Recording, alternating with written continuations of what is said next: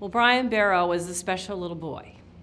And I had Brian in class at Shawnee Mission East in health class, and he came up to me after class, and we talked a little bit about Luke, my son Luke, who'd had a transplant, and I always saw a very special light that surrounded Brian.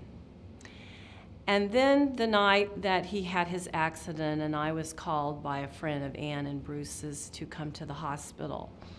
I will tell you that when I was there in the hospital room with Brian's family, as we all took the final moments to say what needed to be said, and I thought to myself in that very moment as I looked at him, and Ann was on one side of him and Bruce was on the other side, and I thought to myself, if families do not think about organ donation before this moment, I don't honestly understand how they ever can say yes, because it is such a difficult moment for families.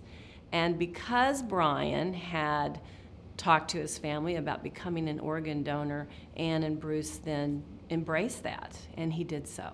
The most important fact and the most important step for someone to become a donor is to share their wishes with their loved one and let their wishes be known.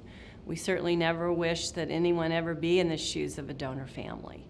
But if they are, and they find themselves there, then having that conversation prior to the accident or prior to the loss of their loved one, it makes that decision just a tiny bit easier. It's never easy.